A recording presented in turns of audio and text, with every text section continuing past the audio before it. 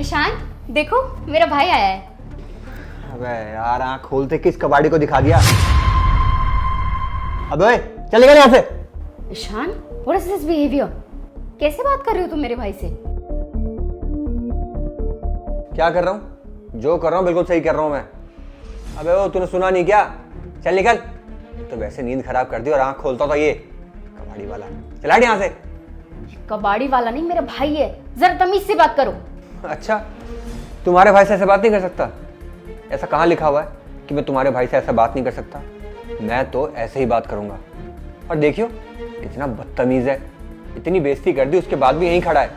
अबे शर्म नाम की कोई चीज है कि नहीं है? अरे ईशान ये कैसी बातें कर रहे हो तुम? तुम्हें हो क्या गया है? सिया जी आप तो पहले ऐसे नहीं थे और आप इस तरीके से कैसे बात कर रहे हो? हाँ पहले मैं तो ऐसा नहीं था, लेकिन अब क्या है ना, अपने आप को मैंने चेंज कर लिया है। अब मुझे रियलाइज हुआ कि यार शराफत में कुछ रखा ही कहाँ है, इसलिए थोड़ा बदतमीज होकर देख लेते हैं। और मेरे को बड़ा मजा आ रहा है ऐसे बदतमीजी करके। अरे जीजा जी को क्या हुआ? ये इस तरीके से बिहेव कैसे कर रहे हैं? मुझे भी नहीं पता है। ईशान तुम ना थोड़ा ठीक से बात करो मेरे भाई से। ये ना अपना इलाज करवाने आया है और कुछ दिन हमारे घर पर ही रहेगा। अबे तो ये कोई अनाथ आश्रम है क्या तो यहाँ इसको बुला लिया?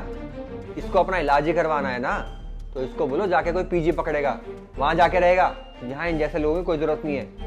अबे तेरे को शर्म नहीं आ रही क्या? जाना है यहाँ से, बड़ा बदतमीज है यार। जीजा जी अगर मुझसे कुछ भी गलती हो गई हो तो मुझे माफ कर दो ना, बस इस तरीके से बात मत करो। देख भाई, गलती तुझसे नहीं हुई है, गलती यहाँ पे तेरी बहन से हुई है, इसलिए मैं इस तरह से बिहेव कर रहा हूँ, समझा? मुझसे? मैंने क्या किया है? क्या गलती होगी? बताता हूँ। अरे हाँ ये भी तेरा अपना ही घर है, तू टेंशन मत ले। तू यहाँ आ जा, कुछ दिन यहाँ रह लियो, उसके बाद फिर तू अपना पीजी वगैरह देख के चले जाइयो, ठीक है? एक सेकंड ये किसको बुलाने की बात कर रहे हो तुम? हाँ अरे वो मेरे मामा का लड़का है ना, उसका ही पास में एक कॉलेज में एडमिशन हो गया, तो अब यहाँ आके पीजी ढूंढने की बात कर रहा था। तो मैंने कहा ठीक है 4-5 दिन यहाँ रुक जाइयो, तब तक अपना पीजी ढूंढ लियो और फिर वहाँ सेटल हो जाइयो। तो वो यहाँ पे 4-5 दिन के लिए आ रहा है, ठीक है? ओ हेलो, यहाँ पे किसी को बुलाने की जरूरत नहीं है, समझे? मैं किसी की नौकरानी नहीं हूँ जो किसी की खातिरदारी करती फिरूं। अरे यार क्या हो गया? 4-5 दिन की तो बात है, तुम ऐसे क्यों बात कर रही हो? अरे 4-5 दिन की ही तो बात है, यहाँ मुझसे खुद का काम नहीं होता है, तुम्हारे रिश्तेदारों का काम मैं कैसे करूंगी? साफ बोल दे रही हूँ, वो यहाँ नहीं आने चाहिए तो नहीं आने चाहिए, बस। देखो निशा, मुझे एक बात समझ नहीं आती कि जब भी मेरे परिवार वालों की बात आती है या फिर मेरे रिश्तेदारों की बात आती है, तुम्हारे मुंह पे 12 क्यों बज जाते हैं?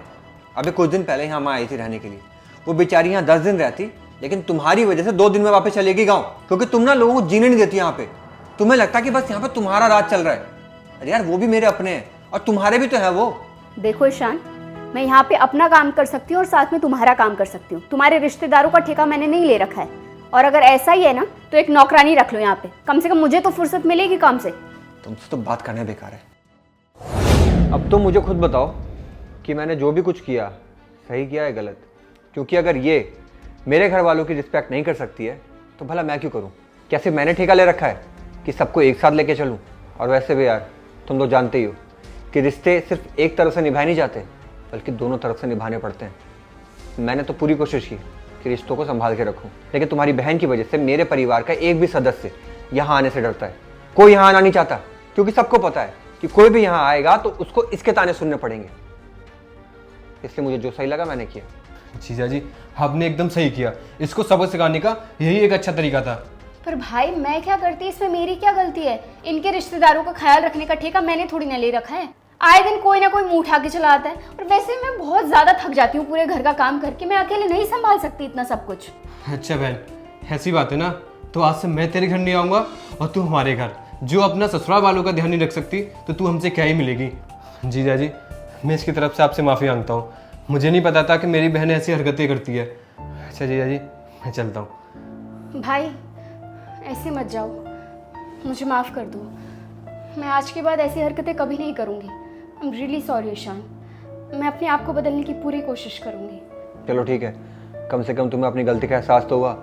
और दिव्यांशु प्लीज़ माफ़ करना मुझे पता है मैंने गुस्से में तुम्हें कुछ ज़्यादा कह दिया, माफ़ करना, दिल पे मत लेना बस। कोई बात नहीं जीजा जी, आपने जो भी किया वो सही किया। बैठो ना, खड़े क्यों?